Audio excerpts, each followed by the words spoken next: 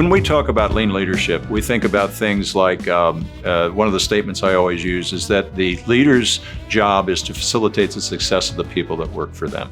That's very different than a lot of people think. You know, it's not about me being the boss, you being the subordinate, but it's more about my responsibility to make sure that you have all the tools and the training you need to be successful. Because ultimately, you know, we think of this as a ship.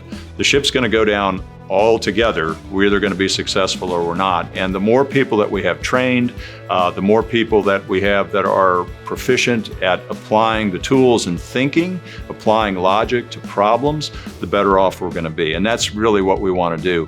One of the examples of good lean leadership is teaching with questions. And by that, what I mean is that if someone comes to you with a question, rather than, and you know that there are maybe a couple of alternatives, and A or B, and A might be the best alternative, but rather than just supplying them with the answer, you say, well, let's talk about how many alternatives there might be, and tell me which one you think is the better alternative. And what you're trying to do is develop the confidence in their logic and their thinking. You're still the boss, you still have to make the difficult decisions. We're just talking about taking a little different approach to the development of our people and really getting our people engaged. And I think that that's what people want ultimately, is to be part of the system. The worst thing we can do is have someone work for us for a number of years and find out as they leave that, you know, we never asked them for their opinion, or we never allowed them to have input into the process. And in today's environment where it's so hard to find people, and now it's even hard, it's not even about good people, it's just hard to find people.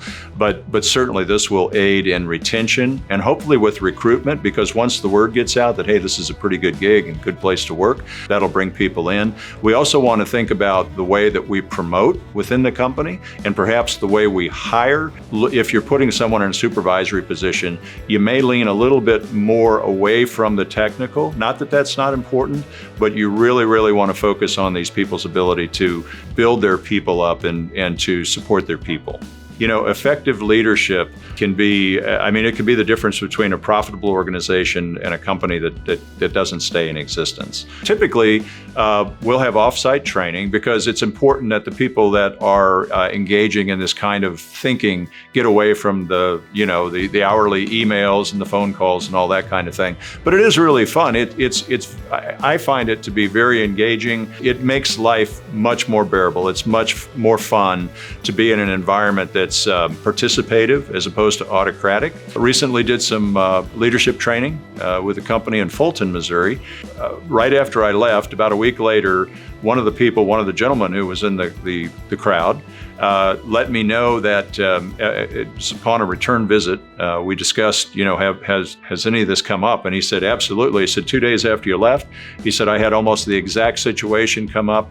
And he said, I referred to what I learned from our dialogue to help me through the situation. And it went much better than it probably would have had I not been exposed to this thinking. So, that's the thing that makes it all worthwhile for me, is when someone really takes it and gets something out of it, and I see that it's effective. I love working with these kinds of things because, to me, these again are the fundamental bedrock foundational principles that we need to build everything else on within the organization, and good leadership is where it all starts. If you're interested in this, you think it could help you, please call Missouri Enterprise to learn more about lean leadership development.